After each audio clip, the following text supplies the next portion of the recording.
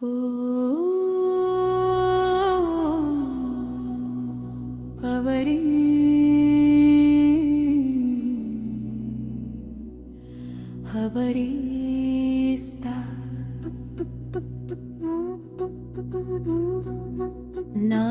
ஒரு ஃபரிஸ்தா, ஒரு பாப்பாவுடன் தான் என் உறவு.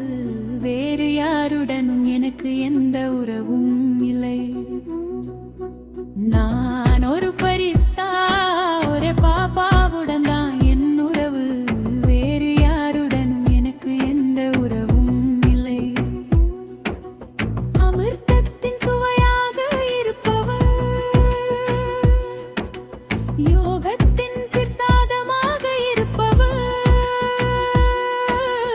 அவர்தான் ஃபரிஸ்தா, அவர்தான் ஃபரிஸ்தா. சத்துவத்தின் சாரமாக இருப்பவர், எல்லையற்ற புனிதத்தை கொண்டவர், அவர்தான் ஃபரிஸ்தா, அவர்தான் ஃபரிஸ்தா. பாவதாதாவின் அருமை புதல்வர், இறைவனின் அதிசயமாக இருப்பவர், அவர்தான் ஃபரிஸ்தா, அவர்தான் ஃபரிஸ்தா. பூஜ்யத்தின் ரகசியமாவர், மௌனத்தின் இசையவர், அவர்தான் ஃபரிஸ்தா, அவர்தான் ஃபரிஸ்தா. நான் ஒரு ஃபரிஸ்தா, ஒரு பாப்பாவுடன் தான் என் உறவு. வேறு யாருடன் எனக்கு எந்த உறவும் இல்லை. நான் ஒரு ஃபரிஸ்தா, ஒரு பாப்பாவுடன் தான் என் உறவு. வேறு யாருடன் எனக்கு எந்த உறவும் இல்லை. சாதனையின் பாதையில் நடப்பவர், யாகத்தின் சிப்பாயாக இருப்பவர், அவர்தான் ஃபரிஸ்தா, அவர்தான் ஃபரிஸ்தா. ஒத்திருந்தரைச் சேர்ப்பவர், காடல் கடலை வைத்தவர், அவர்தான் ஃபரிஸ்தா, அவர்தான் ஃபரிஸ்தா.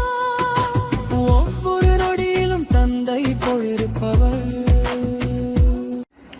ஓம் சாந்தி. ஃபரிஸ்தா அப்படிங்கிற சீரீஸ் போயிட்டுருக்குது. 31 நாள் பட்டியனுடைய இன்று 21வது நாள், 21/1/2026. அவ்யக்த முரளியிலேருந்து பலவிதமான பாயிண்ட்ஸ், நம்ம ஃபரிஸ்தாவுடைய பாயிண்ட்ஸை தேடி கண்டுபிடிச்சி அதை நம்ம ப்ராக்டிஸ் பண்ணிகிட்ருக்கோம். இன்று 23/2/1997 அந்த முரளியிலேருந்து நம்ம இன்றைக்கி பட்டி பண்ண போகிறோம். இந்த முரளியிலேருந்து நம்ம 3 பாயிண்ட்ஸ் எடுக்கிறோம். ஃபரிஸ்தா என்றால் யார் அப்படின்ற தலைப்பை வச்சு ஃபர்ஸ்ட் பாயிண்ட் வந்து பார்த்தீங்கன்னா, ஃபரிஸ்தா என்றால் இணைந்த சுரூபம், கம்பைன்டு சுரூபம். யார் சதா பாபா கூட கம்பைன்டு சுரூபத்தில் இருக்காங்களோ அவங்க தான் ஃபரிஸ்தா. கம்பைண்டாக பாபா கூட கம்பைண்டாக இணைந்த சுரூபமாக இருக்கும்போது எப்படி நம்ம ஃபரிஸ்தா ஆக முடியும் அப்படிங்கிறத நம்ம கொஞ்சம் சிந்தனை பண்ணலாம். யார் வந்து பாபா கூட லிவிங் ரிலேஷன்ஷிப்பில் இருக்காங்க, சதா அவரை கூட வச்சுருக்காங்களோ அவங்க வந்து இணைந்த சுரூபமாக ஆகிறதும் ஈஸி, ஃபரிஸ்தா சுரூபம் ஆகிறதும் ஈஸி. லிவிங் ரிலேஷன்ஷிப்னு என்ன அர்த்தம்? எப்படி ஒரு மனிதன் கூட நம்ம பேசுகிறோம், பழகிறோம், அவரு கூட நம்ம சுற்றுறோம், ஊர் சுற்றுறோம், பார்க் போகிறோம், பீச் போகிறோம், சாப்பிட்றோம். அதே போல் பாபா கூட ஒவ்வொரு சன நேரத்தையும் நம்ம அவரு கூட ஸ்பெண்ட் பண்ணணும், அவரு கூட நம்ம இருக்கணும். இதுதான் பாபா கூட லிவிங் ரிலேஷன்ஷிப்பில் இருக்கிறது அப்படின்னு அர்த்தம். நம்ம எல்லாருமே செய்கிறோம், ஆனால் யார் எவ்வளோ நேரம் பாபாவை கூட வச்சுருக்காங்க அப்படிங்கிறதுல டிஃப்ரெண்ட் வந்துடுது. அதனால் அந்த லிவிங் ரிலேஷன்ஷிப் எவ்வளோ நேரம் பாபா கூட இருக்கிறத பொறுத்து தான் நம்மளுடைய ஸ்திதியானது மேலே கீழே போகுது. நம்ம ஃப்ரெண்டு அந்த காலத்தில் நம்ம லெட்ரு அனுப்புவோம், நம்ம ஃப்ரெண்டு ஒருத்தருக்கு நம்ம லெட்ரு அனுப்புகிறோம், நடுவில் போஸ்ட்மேன் இருக்கார். ஒருவேளை நமக்கு இப்படி தோணுது, நடுவில் அந்த லெட்ரு போஸ்ட்மேன் வந்து அந்த போஸ்ட்டை பிரித்து என்ன எழுதிருக்குன்னு பார்ப்பார் அப்படிங்கிற எண்ணம் நமக்கு இருந்ததுன்னா, நம்ம என்ன எழுதணும் அப்படின்னு கன்வே பண்ண நினைக்கிறோமோ அதை நம்ம கரெக்டாக எழுத முடியாது, முழுசாக எழுத முடியாது.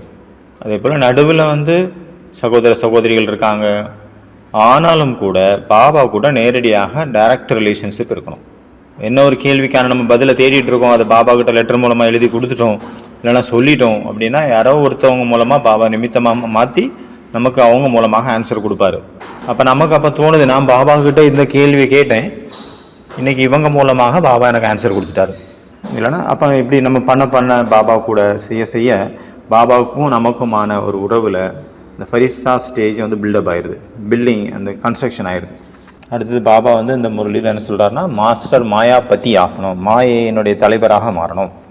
மாயனுடைய ரூபம் என்னெல்லாம் இருக்குது, பெரிய பெரிய ரூபத்தில் நமக்கு எல்லாமே தெரியும். 5 விகாரங்கள், சின்ன சின்ன மாயா சூட்சும ரூபத்தில் சப்டில் ரூபத்தில் இருக்குது.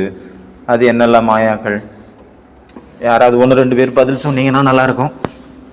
பிரதர் ஒரு பாயிண்ட் சொல்லிட்டாரு, ரொம்ப நன்றி. இதுதான் நல்லா இருக்கு அப்படின்னு சொல்றது ஒரு பாயிண்ட் சொன்னார் பிரதர். இதுதான் நல்லா இருக்கு அப்படின்னு அர்த்தம், அது கூட மாயாவினுடைய ஒரு ரூபம்.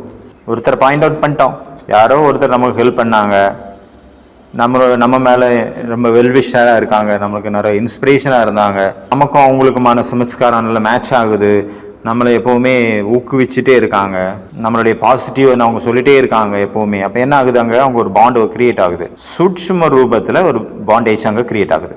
அவங்கள பார்த்தா ஆஹா ஓம் சாந்தி அப்படின்னு சொல்கிறது, வேற யாரையா பார்த்தா ஓம் சாந்தி அப்படிங்கிறது. அந்த மாதிரி அவங்க வந்தாவே நமக்கு குஷியாக இருக்குது, அவங்க வந்துட்டால் நமக்கு ஒரு எனர்ஜி வந்தது மாதிரி தோணுது. இது வந்து சூட்சும ரூபத்தில் இருக்கும். அப்புறம் ஸ்தூலமான ரூபத்தில் அவங்க இல்லாமல் நம்மளால் இருக்க முடியாது அப்படிங்கிற மாதிரி நிலைமை.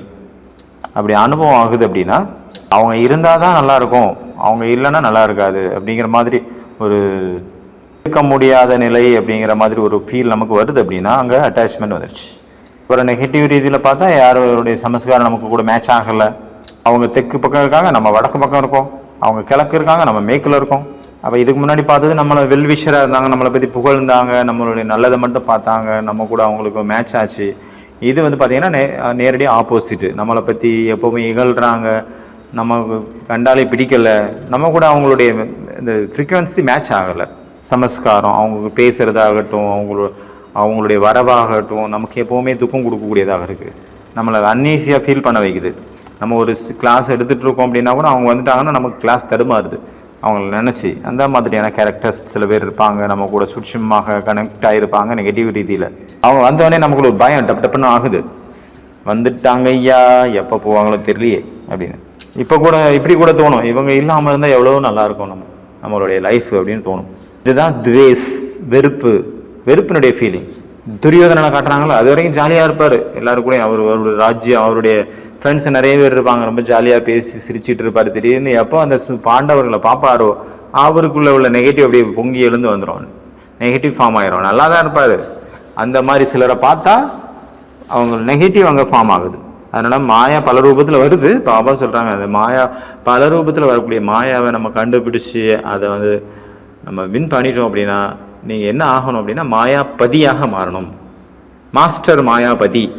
பாபா சொல்கிறாங்க, இன்னொரு விஷயம் சொன்னார், குழந்தைங்க சொல்கிறாங்க பாபா என்னுடையவர் அப்படின்னு சொல்கிறாங்க, ஆனால் குழந்தைங்க எவ்வளோ என்னுடையவர்னு சொல்கிறாங்களோ அந்த அளவுக்கு என்னை யூஸ் பண்ணுறதில்ல. சொல்லிட்டு திரியிறாங்க பாபா என் கூட இருக்கிறார், பாபா என்னுடையவர், பாபா இல்லாமல் நாம் இருக்கிறதே இல்லை, பாபா எந்நேரமும் பின்னி பிணைஞ்சு நாங்கள் இருக்கிறோம், பாபா பாபா பாபான்னு சொல்லுவாங்க, ஆனால் யூஸ் பண்ணுறதில்ல. அதனால் பாபாவுக்கு என்ன தோணுது, குழந்தைங்க என்னை யூஸ் பண்ணணும், என்னை யூஸ் பண்ணுங்க, யூஸ் மீ அப்படின்னு சொல்கிறாரு. முதல்ல சின்ன சின்ன விஷயத்தில் பாபாவை யூஸ் பண்ண நம்ம பழகணும். அப்போ தான் பெரிய பெரிய ரூபத்தில், பிரச்சனையினுடைய ரூபத்தில் கூட நமக்கு யூஸ் பண்ணுறதுக்கு வரும். அதனால் பாபா அதை மென்ஷன் பண்ணுறாரு, எவ்வளோக்களோ சின்ன சின்ன விஷயத்தில் ஃபஸ்ட்டு ப்ராக்டிஸ் பண்ணுங்கள். பிரச்சனையான ரூபத்தில் ஞாபகம் வராமல் கூட போயிடலாம். ஃபஸ்ட்டு நீங்கள் நார்மலாக ஸ்திதியில் இருக்கும்போது அப்போ வந்து நீங்கள் சமைக்கிறீங்களா, சாப்பிட்றீங்களா, நடக்கிறீங்களா, அப்போ பாபாவை கூட வைக்க பயிற்சி பண்ணுங்கள் கொஞ்சம் கொஞ்சமாக. அப்போ தான் அதனுடைய ஃபைனல் சுரூபம் லாஸ்ட்டு இந்த பிரச்சனைகளில் கூட பாபாவை கூட வச்சுக்கக்கூடிய, அவர் கூட இருக்கக்கூடிய அனுபவம் ஆகவும் செய்ய முடியும். இல்லைனா மாயா அந்த நேரத்தில் நம்மளை இழுத்துரும், பாபா நினைவே இல்லாமல் பண்ணிடும். அதனால் பாபா நம்ம எவ்வளோக்களோ யூஸ் பண்ணுறோமோ அவ்வளோக்களோ நமக்கு டைம் சேவ் ஆகுது, குறைந்த நேரத்தில் பாபா அந்த காரியத்தை நமக்கு செஞ்சு கொடுத்துட்றாரு. அதனால் பாபாவும் நம்மளை நல்ல விதத்தில் யூஸ் பண்ணுறாரு, நம்மளும் பாபாவும் நல்ல விதத்தில் யூஸ் பண்ணும்போது அங்கே ஒரு பாண்டேஜ் கிரியேட் ஆகிடுது. டேரெக்டாக பர்சனலாக பாபா கூட நம்ம கனெக்ட் ஆகிடுறோம். பர்சனல் ரிலேஷன்ஷிப்பு பாபா கூட நம்ம ஒரு நெருங்கிய உறவினராக நமக்கு ஃபீல் ஆகுது. எந்த அளவு நம்ம பாபாவை யூஸ் பண்ணுறோம், யூஸ் பண்ணி காரியத்தில் யூஸ் பண்ணும்போது நம்மளுடைய சுவாசம், நம்மளுடைய எண்ணங்கள், பட்ஜெட் மிச்சம் சிக்கனம் ஆகுதோ அந்த நேரத்தில் பாபா நம்மளை யூஸ் பண்ணுறாரு அவருடைய சேவைக்காக. எவ்வளோ பெரிய விஷயம். இதுதான் நம்ம பார்த்தோம், பாபா வந்து எப்படி யூஸ் பண்ணுறது. அப்புறம் இன்னொரு விஷயம் பாபா சொன்னார், எனக்கு ரொம்ப பிடிச்சிருந்தது அந்த பாயிண்ட்டு. நம்மளுடைய ஸ்திதி, உயர்ந்த ஸ்திதி, எவ்வளோக்குள்ள உயர்ந்த ஸ்திதி இருக்குமோ அந்த அளவுக்கு அது நம்மளை சார்ந்தவங்களுக்கு, மற்றவங்களுக்கு வந்து அது ஒரு கிஃப்டாக மாறுது. நம்ம நல்ல ஸ்திதியில் இருக்க மற்றவங்களுக்கு நம்ம கிஃப்ட் கொடுக்குறோம் அப்படின்னு அர்த்தம். இது எப்போ வரும், எப்போ நம்ம வந்து எவ்வளோக்கெவ்வளோ பாபாவை நம்ம கூட வச்சுருக்கிறோம், அவர் கம்பைண்டாக வச்சுருக்கிறோம், ஒவ்வொரு காரியத்திலையும் அவரை நம்ம யூஸ் பண்ணுறோம் அப்படிங்கிற பொழுது தான். நம்ம பாபாவை கூட வச்சுருக்கிறோம், அதாவது சத்திய சுரூபத்தை நம்ம கூடவே வச்சுட்டு ஒவ்வொரு நடக்கிறோம் அப்படிங்கிற பட்சத்தில் அப்போ அது எண்ணங்கள் வந்து நமக்கு மிச்சமாகுது, நம்மளுடைய எனர்ஜியும் மிச்சமாகுது. குறைந்த எண்ணங்கள் தான் அங்கே உதிக்குது அப்படிங்கிற போது அது சத்தியமான சங்கல்பமாக தான் இருக்கும். சத்தியத்தினுடைய எண்ணங்கள் மட்டும்தான் வருது அப்படின்னு அர்த்தம். பாபா சத்தியமானவர், ட்ராமாவும் சத்தியமானது, என்னெல்லாம் நடக்குதோ எல்லாமே நன்மை செய்யக்கூடியது, நல்லது. நன்மை தான் நடந்தது, நன்மை தான் நடந்துட்டு இருக்குது, நன்மை தான் நடக்கும், எல்லாம் நன்மைக்கே. இதில் சாராம்சம் என்ன அப்படின்னா, பாபா கூட நம்ம சதா இணைந்திருக்கும் போது நம்மகிட்ட வந்து வரக்கூடிய அந்த பிரகம்பன், ஊர்ஜா, எனர்ஜி, கம்பன், அதிர்வலைகள், வைப்ரேஷன் வந்து மற்றவங்களுக்கு அது ஒரு பரிசாக மாறிடுது, கிஃப்டாக மாறிடுது. குவாலிட்டியான எண்ணங்கள் தான் நம்மகிட்ட இருந்து வருது அப்படின்னா அப்போ நம்மளுடைய குவான்டிட்டியும் கம்மியாயிருது, எண்ணங்களுடைய எண்ணிக்கையும் குறைவாயிருது, பவர்ஃபுல்லான எண்ணங்கள் மட்டும் வரும்போது. ரெண்டாவது வந்து ஃபரிஸ்தா என்றால் சதா மகிழ்ச்சியானவர், சதா குஷியாக இருப்பவரே ஃபரிஸ்தா. எல்லாமே நம்மளுக்கு சாதகமாக எல்லாம் நடக்குது அப்படின்னா நம்ம குஷியாக இருக்கிறோம். சாதகம் இல்லாத பாதகம் ஆயிடுச்சுன்னா என்னாச்சு, அந்த நேரத்தில் கொஞ்சம் அங்கே ப்ராப்ளம்ஸ் வருது. குஷியாக இருக்கிறது அங்கே கஷ்டமாகி போயிடுது.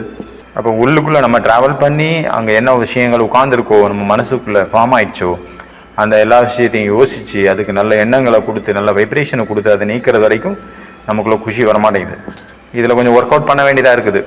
இதில் ஒரு கலை ரொம்ப முக்கியமானது, art of detached and art of loving, அதாவது விடுபட்ட மற்றும் அன்பான நிலை, நியாரா பியாரா. இந்த ஒரு கலை ரொம்ப முக்கியம். விடுபட்டு இருக்கிறது, அன்பாக இருக்கிறது, இதுதான் ஃபவுண்டேஷன். குஷியாக இருக்கிறதுக்கான ஃபவுண்டேஷன் இதுதான். விடுபட்ட மற்றும் அன்பான நிலை ரெண்டும் சமமாக இருக்கும்போது நம்ம சதா குஷியாக இருக்க முடியும். பாபா விடுபட்ட நிலைக்காக இந்த முரளியில் சொன்னார் சாட்சி நிலை. சாட்சி நிலை அப்படிங்கிற அந்த சிம்மாசனத்தில் உட்காந்துடணும். விடுபட்டு இருக்கிறதுங்கிறது சொல்லும்போது எவ்வளோ ஈஸியாக இருக்கோ அந்த மாதிரி காரியத்தில் நம்ம அதை செய்கிறது, அதுக்கான ஒரு அதை நம்ம செய்யணும் அப்படின்னா நடைமுறைப்படுத்தணும். யாரா அப்படிங்கிற விஷயத்த, விடுபட்ட நிலையை ப்ராக்டிக்கலில் கொண்டு வரதுக்கு ஒரு விஷயம் பாபா சொல்லியிருக்காரு. அது எனக்கு ரொம்ப பிடிக்கும். யாரோ ஒருத்தவங்க உங்களுக்கு ஹெல்ப் பண்ணுறாங்க அப்படின்னா அது ஃப்ரீயில் கிடைக்கல இந்த ஹெல்ப்பு. யாரோ ஒருத்தவங்க வந்து உங்கள் மேலே ரொம்ப துக்கம் கொடுக்குறாங்க, உங்கள் பின்னாடியே இருக்காங்க, உங்களை எப்படியாவது கீழே தள்ளணும் அப்படின்னா அதுவும் ஃப்ரீயாக கிடைச்சது கிடையாது. ரெண்டுக்குமே செலவாயிருக்கு. ரெண்டு விஷயத்தையும் நம்ம தான் சம்பாதிச்சு கொண்டு வந்திருக்கிறோம். இந்த ஜென்மமாகட்டும் இல்லை இதுக்கு முதன ஜென்மமாகட்டும் ஏற்கனவே சம்பாதிச்சது இப்போ நம்மளுடைய பலனாக வந்து கிடைக்குது. இதுதான் உண்மை, சத்தியம். இதுதான் 4 ஞானத்தினுடைய ஃபவுண்டேஷன். இந்த ப்ரோக்ராமை நம்ம நமக்குள்ளே செட் பண்ணிட்டோம் அப்படின்னா நம்ம எந்த ஒரு மோகத்திலையும் மாட்ட மாட்டோம், எல்லாத்துலேருந்து விடுபட்டுருவோம். இந்த நமக்குக்கிட்ட இப்போ அன்பாக ரொம்ப வழிஞ்சு பேசிகிட்டு இருக்காங்களே, இவங்க வந்து நம்ம ஏற்கனவே நம்ம செய்த நல்ல காரியத்தினுடைய நல்ல பலன். யாரோ ஒருத்தவங்க நம்மளை துன்புறுத்துறதுலே குறியா இருக்காங்க அப்படின்னா நாம் செய்த கெட்ட கர்மத்தினுடைய கெட்ட பலன் அப்படின்னு நம்ம புரிஞ்சுக்கிட்டோம். இவங்க என்னுடைய அம்மாவோ என்னுடைய அக்காவோ என்னுடைய அண்ணனோ தம்பியோ கிடையாது. இவங்க ஏற்கனவே கடன் வாங்கப்பட்ட கடன்காரங்க, கடனை தீக்கிறதுக்கு வந்திருக்காங்க, இல்லைன்னா கடன் என்கிட்ட இருந்து எனக்கு கடன் கொடுத்தவங்க வாங்குறதுக்கு வந்திருக்காங்க அப்படின்னு நம்ம புரிஞ்சுக்கிட்டோம் அப்படின்னா அதுல அது விடுபடுறது ரொம்ப ஈஸி. அந்த சம்பந்தத்துக்குள்ள நாம நல்லபடியாக இருக்கணும், ஆனால் டிட்டாச்சாக இருக்கணும்.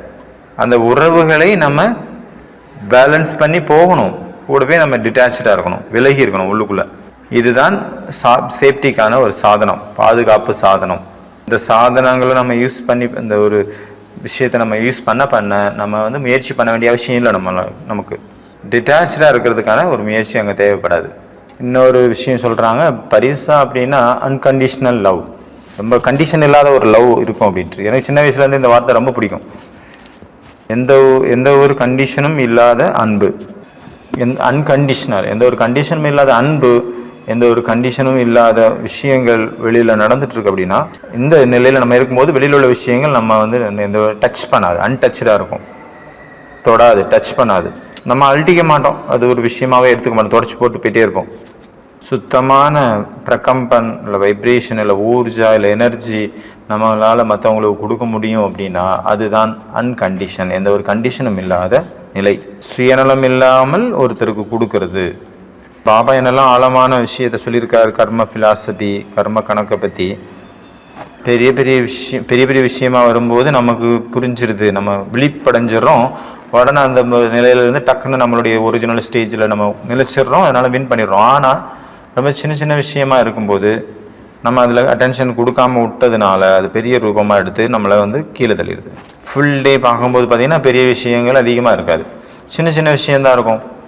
சமஸ்காரத்தினுடைய மோதல், இந்த சின்ன விஷயங்களில் கூட நம்ம என்ன புரிஞ்சுக்கணும், என்னுடைய எதிரிலேருந்து எனக்கு என்ன நோக்கி என்ன பிளாக் பால்ஸ் வருதோ, கருப்பு பால் வருது அப்படின்னா இது எல்லாமே நான் ஏற்கனவே அனுப்பின கருப்பு பாலினுடைய ரிட்டன், நான் செய்த கர்மத்தினுடைய ரிஃப்ளெக்ஷன், பிரதி உபகாரம் பிரதிபலன் வந்துட்டு இருக்குது.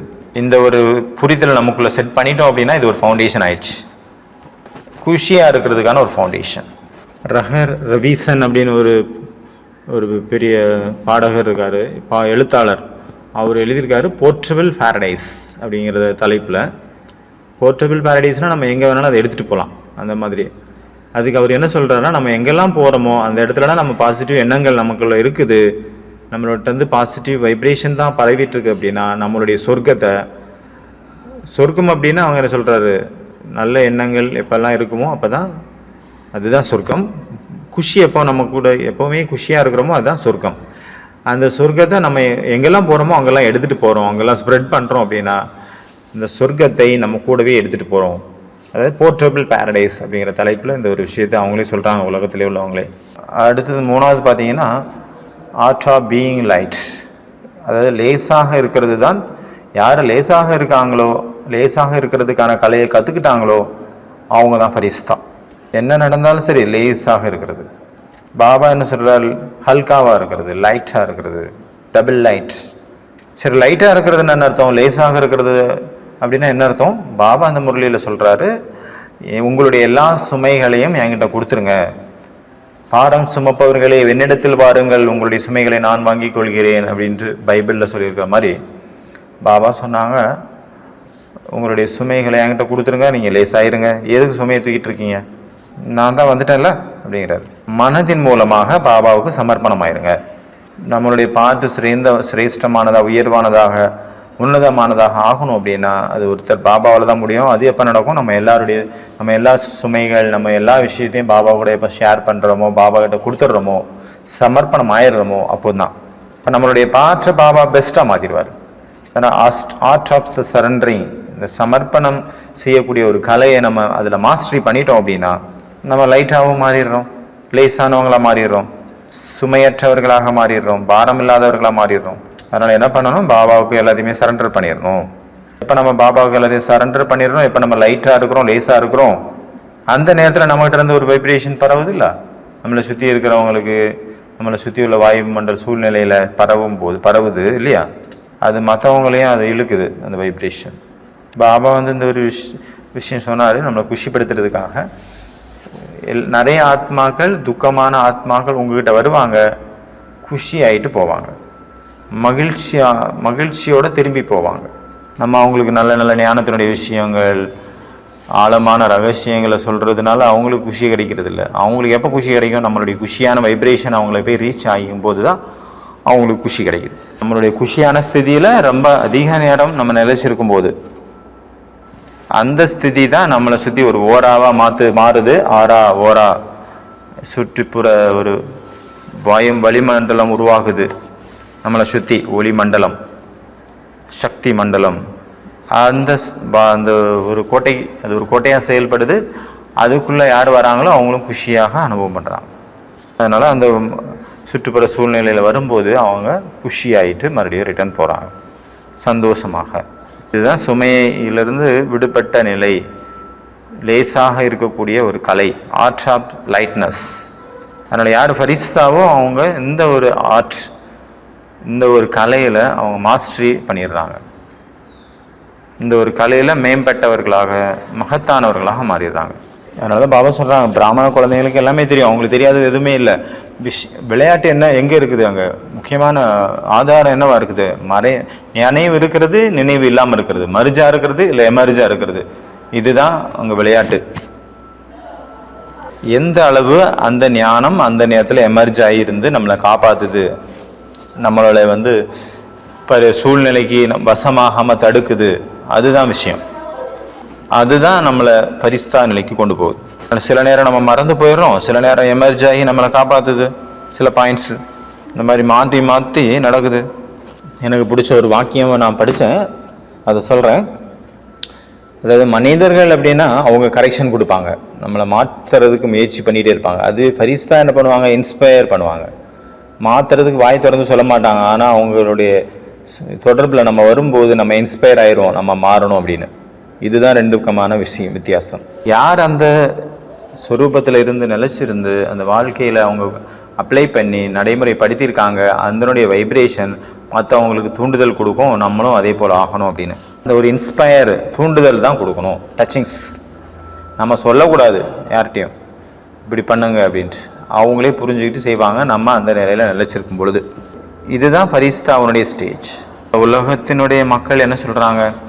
எங்களுக்கு எல்லா விஷயமும் தெரியும், நாங்களும் நிறைய சாஸ்திரங்கள் படிச்சிருக்கிறோம், எங்களுக்கும் தெரியும், ஆனால் ஃபாலோ பண்ண முடியல. அதனால் யார் ஏஞ்சல் ஃபார்மில் நிலச்சிருக்காங்க, ஏஞ்சல் ஃபார்மில் நிலச்சிருக்கும்போது அவங்களுக்கு அந்த டச்சிங்ஸ் போகுது, அதன் மூலமாக அவங்களால அதை ஃபாலோ பண்ணுறதுக்கான சக்தி கிடைக்குது.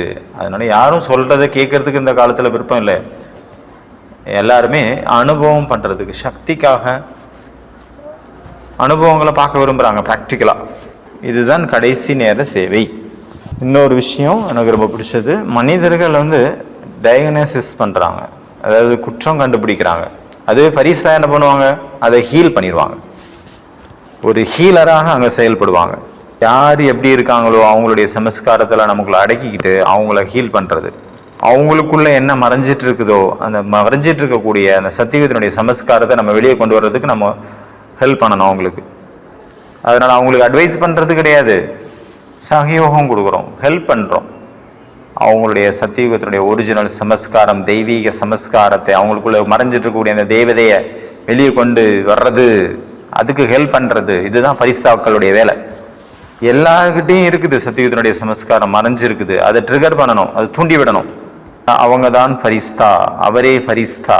யார் மற்றவங்களுடைய சத்தியத்தை சமஸ்காரத்தை, யார் யாருக்குள்ள மறைஞ்சிட்டு இருக்கக்கூடிய தேவதை சமஸ்காரத்தை தேவதையை வெளியே கொண்டு வராங்களோ அவங்களே ஃபரிஸ்தா. அதனால் இன்றைக்கி நம்ம ஒரு ஹோம்ஒர்க் பண்ணலாம். ரெடியாக எல்லாரும்? கண்டிப்பாக எல்லாரும் பண்ணுங்க.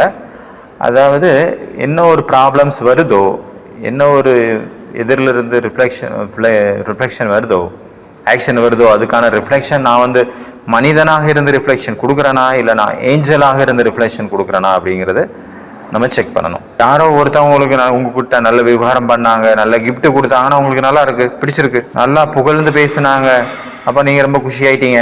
குஷி ஆயிட்டீங்கன்னா என்ன? யாரோ ஒருத்தவங்க புகழ்ந்தோன்னு நீங்கள் குஷி ஆயிட்டீங்கன்னா என்ன அர்த்தம்? என்ன அர்த்தம்? அதாவது வெளியிலேருந்து ஒருத்தர் உங்களுக்கு ஏதாவது சொன்னார்னா அதில் நீங்கள் ஃபீலிங்கில் போயிடுறீங்க, அந்த விஷயத்துக்கு பிரபாவத்தில் வந்துடுறீங்க. புகழ்ந்தவன குஷி வந்துடுறதுல பிரபாவத்தில் போயாச்சுல. புகழ்றது போது குஷி அடைகிறோம், இகழும் போது துக்கமாகறோம், கோவப்படுறோம், வெறுப்பில் வர்றோம், மனசும் உடஞ்சி போயிடுது. சில நேரம் புகழில் சந்தோஷப்பட்டாலும் இகழில் கோவப்பட்டாலும் என்ன அர்த்தம்? நம்ம மனித ரூபத்தில் வாழ்ந்துட்டு இருக்கோம் அப்படின்னு அர்த்தம். நம்ம தேவதை ரூபத்திலேயோ ஃபரிஸ்தா ரூபத்திலேயோ இல்லை, இப்போ மனிதனாக வாழ்ந்துட்டு இருக்கோம். என்ன ஒரு வைப்ரேஷன் மற்றவங்க மூலமாக நமக்கு கிடைக்குதோ அந்த வைப்ரேஷனை அதே ரீதியில் கேட்ச் பண்ணிவிட்டு அதே அளவில் அதே மாதிரி நம்ம ரிஃப்ளெக்ட் பண்ணுறோம், நம்ம திருப்பி கொடுக்குறோம், வெளிப்படுத்துகிறோம். அப்படின்னா நான் மனுஷ ரூபத்தில் வாழ்ந்துட்டுருக்கேன் அப்படின்னு அர்த்தம். அதுவே என்னெல்லாம் நமக்கு கிடைக்குதோ அதை சூட்சும ரீதியில் நம்ம புரிஞ்சுக்கிட்டு பாபா என்னெல்லாம் அந்த முரளியில் சொன்னாரோ, மகிழ்ச்சியாக இருந்து பார்க்கறது, ஞானத்தினுடைய விஷயங்கள், கர்மத்தினுடைய ரகசியங்கள் எல்லாத்தையும் புரிஞ்சுட்டு அதுக்கப்புறம் நம்ம ரெஸ்பான்ஸ் கொடுக்குறோம், அதற்கான பதில் கொடுக்குறோம் அப்படின்னா நம்ம ஃபரிஸ்தா ஸ்வரூபத்தில் நிலச்சிருக்கிறோம் அப்படின்னு அர்த்தம். அப்போ ஃபரிஸ்தாவுக்குள்ள என்ன பொட்டன்ஷியல் இருக்குது? அன்கண்டிஷனாக, எந்த ஒரு கண்டிஷனும் இல்லாமல் அவங்க கொடுத்துட்டே இருப்பாங்க. அதனால் நம்ம முன்னாடி தாதிகள் இருக்காங்க, அவங்களுடைய வாழ்க்கையிலேருந்து நம்ம இந்த ஃபரிஸ்தாவினுடைய விஷயங்களை நம்ம காப்பி பண்ண முடியும்.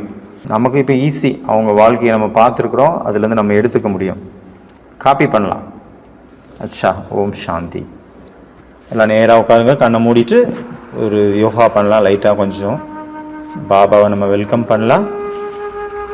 இந்த கிளாஸில் இப்போ என் முன்னாடி பாபா என் முன்னாடி வந்து உட்காந்துருக்கிறாரு. அப்புறம் பாபாவை நம்ம கூட்டிகிட்டு போகலாம். நம்மளுடைய கர்ம சேத்திரத்தில் போகிறோம், பாபாவையும் அங்கே கூட்டிகிட்டே போகிறோம் கூடவே. அதாவது பாபா ஒவ்வொரு வினாடியும் என் கூடவே இருக்கிறார். நான் வந்து காலை உணவு சாப்பிட போகிறேன், மதிய உணவு சாப்பிட போகிறேன், இரவு உணவு சாப்பிடும்போதெல்லாம் பாபாவும் என் கூடவே உட்காந்துருக்கிறாரு, என் கூடவே சாப்பிட்றாரு. பாபாவுக்கு ஒரு வாய் ஊட்டுறேன், நான் ஒரு வாய் சாப்பிட்றேன். அவருக்கு ஒரு வாய், நான் ஒரு வாய் சாப்பிட்றேன். அப்புறம் நான் என்னுடைய டியூட்டிக்கு போகிறேன், என்னுடைய காரியசாலைக்கு போகிறேன். பாபாவும் என் கூடவே இருக்கிறாரு. பாபாவும் அவருடைய கை வச்சு என் கூட ஹெல்ப் பண்ணுறாரு. பாபா 1000 கைகளோட எனக்கு ஹெல்ப் பண்ணிட்டு இருக்கிறாரு.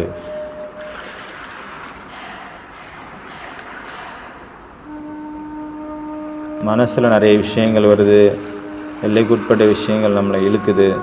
இந்த எல்லா விஷயத்தையும் நான் ஆத்மா சாட்சியாக இருந்து பார்க்குறேன். ஆனால் பாபாவுக்கு நான் எல்லாத்தையுமே சமர்ப்பணம் பண்ணியாச்சு. நாளைக்கு என்ன நடக்கும், என்ன ஆகும், எப்படி நடக்கும், இந்த எல்லா விஷயத்தையும் நான் ஆத்மா சாட்சியாக இருந்து பார்க்குறேன். அப்போ பாபாவுக்கு அது எல்லாத்தையுமே நான் சமர்ப்பணம் பண்ணிடுறேன். ஒவ்வொரு மூச்சும் ஒவ்வொரு எண்ணமும் பாபாவுக்கு நான் சமர்ப்பணம் பண்ணுறேன். பாபா, எனக்கு நீங்கள் தான் என்னை நடத்த வேண்டும். ஒவ்வொரு வினாடியும் நீங்கள் என்ன மாதிரி விரும்புகிறீங்களோ அந்த மாதிரி என்னை நடத்துங்க. நான் உங்களுடைய காரியத்துக்காக ஒவ்வொரு வினாடியும் சமர்ப்பணம் பண்ணியாச்சு என்ன. அதனால் நீங்கள் என்னை எப்படி யூஸ் பண்ணணுமோ அப்படி யூஸ் பண்ணிக்கோங்க பாபா. இந்த காட்சியை பாருங்கள். மனிதர்கள், உலகத்தினர் துக்கமாகி குழப்பத்தில் என் முன்னாடி வராங்க. ஆனால் பாபாவும் நானும் கம்பைண்டாக இணைந்திருக்கிறோம். அந்த 2 பேரும் இணைந்ததனுடைய அந்த வைப்ரேஷன், ஊர்ஜா, ஆற்றல், எனர்ஜி, ஆரா இந்த வட்டத்துக்குள்ளே வந்த உடனே அவங்க சந்தோஷமாக, அவங்க துக்கங்கள், கவலைகள் சந்தோஷமாக மாறுகின்றன. சந்தோஷமடைந்து போகிறாங்க.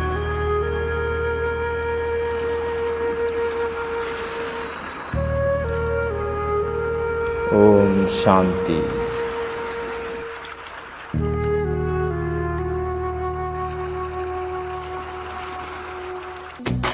ஒவ்வொரு அடியிலும் வழிகாட்டுபவர்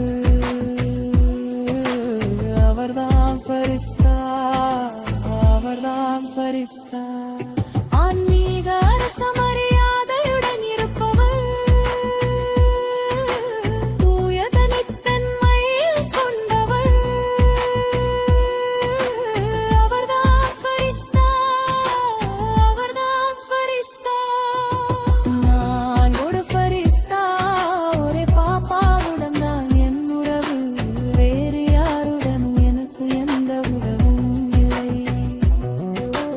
நான் ஒரு ஃபரிஸ்தா, ஒரே பாப்பாவுடன் தான் என் உறவு, வேறு யாருடனும் எனக்கு எந்த உறவும் இல்லை.